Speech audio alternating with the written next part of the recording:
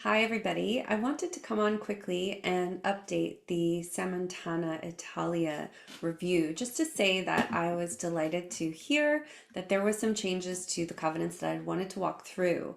And then separately wanted to show you using Oriflame as an example, how I would typically go about determining whether a borrower has sufficient unrestricted subsidiary capacity to invest specific assets into an unrestricted subsidiary.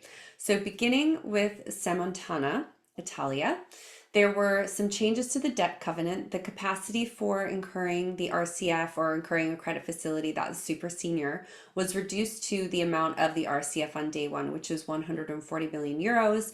The greater of that and 100% of EBITDA is the amount. And also the ratio-based credit facility baskets were reduced by a quarter turn. That would be the junior secured debt ratio and the unsecured debt ratio. And then I was also informed that the restricted payments builder basket was amended. So the event of default condition that the borrower needs to comply with in order to access capacity from the restricted payment builder basket was changed from the sort of material event of default formulation, so only the really bad stuff, i.e. payment defaults, to any event of default. And the zero floor was switched from a quarterly formulation to a sort of over time zero floor. So to the extent that the borrower does have losses on a quarterly basis, it will reduce the accumulated builder basket capacity. It will not ever get below zero. So the previous formulation really would never have reduced the builder basket as it accumulated. It would just zero out any of the quarters that were ever below zero, which is B0. So there would be really no reduction of the accumulated basket capacity over time. Also, the permitted investments basket for subordinated indebtedness investments was reduced by a quarter of a turn, and the no worse prong was removed, which is actually also great. So I think in all, these are great changes. Oh, and portability was removed as well, which is an interesting one. These are good changes. They obviously add a bit more protection for lenders, a bit less capacity for the borrower, and I wanted to provide that update given that I did just do that red flag review on the deal yesterday. The other thing I wanted to do, I'm just going to share my screen now and pull up the Oriflame OM.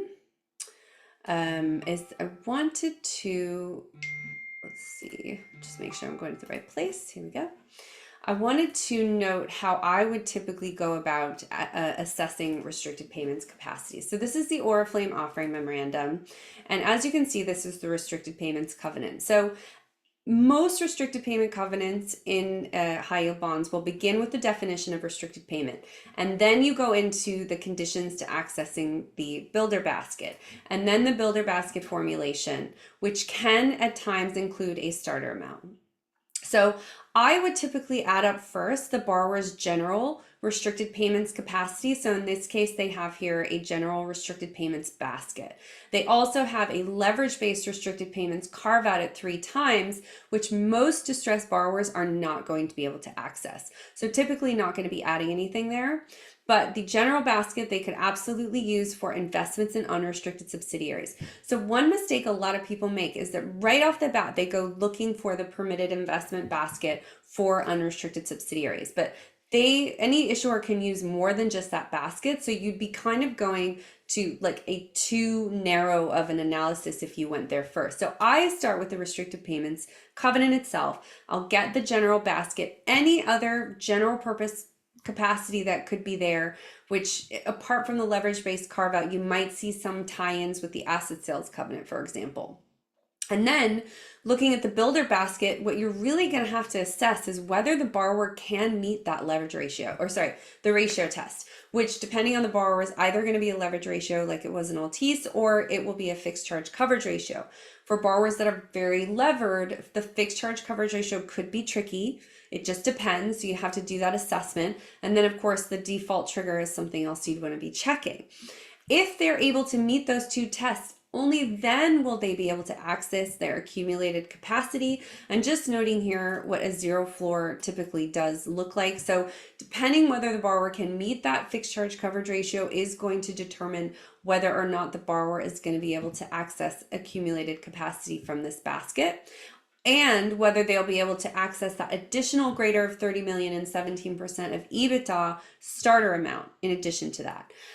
Once I've got the restricted payments covenant looked at, then I'm going to go to the permitted investments definition, which you can access also by going to Control F investments means, click twice, and that will take you to the definition. And then I'm going to look for the general basket, which in this case is the greater of 30 million and 17% EBITDA. And then I will also look for any other baskets like this one, which is joint ventures, unrestricted subsidiaries, and similar businesses to the greater of 75 million and 42% of EBITDA. So for these baskets, sometimes you may have unrestricted subsidiaries and similar businesses and joint ventures in two separate baskets. That's certainly what we saw in Sammontana. You may also have leverage-based permissions and permitted investments baskets. We don't have that here. So you'd be adding up this clause 20 with clause 9, and that they could use for investments in unrestricted subsidiaries. And then you could also add that general restricted payments carve out that we looked at just a second ago, which is down here in clause 9, together with, if they can meet that ratio test, then they would be able to access any accumulated capacity in the builder basket and that starter amount there. So a lot does depend on whether the borrower can meet their ratio test. In Altissa's case, they obviously, if they were able to do that and due to the way that the ratio is calculated, but they didn't have to, in Altissa's case, they didn't have to meet the ratio test. Apologies for that. I misspoke, because the investments in unrestricted subsidiaries was not subject to the ratio test. So that is the other thing you do want to check.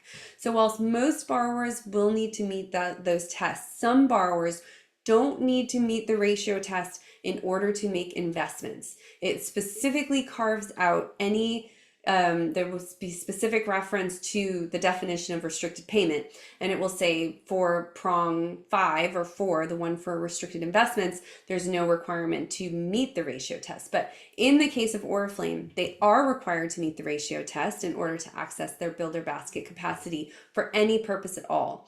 So that is something that you want to check, and I'll do another explainer video maybe next week to really drill down on this issue. These two conditions can be kind of chopped and changed in so many different ways. It can be confusing for people to analyze that. So I'll do something very specifically just on those two conditions for building for accessing builder basket capacity when I come back next week. But I hope that you found this helpful just as a teaching tool. Obviously, when borrowers start moving assets into unrestricted subsidiaries, this is a topic which comes up as being quite important. So to the extent that you want to look at any other any other issuers or borrowers that you've got in the portfolio, this is how I would go about doing it. So hope that's been helpful.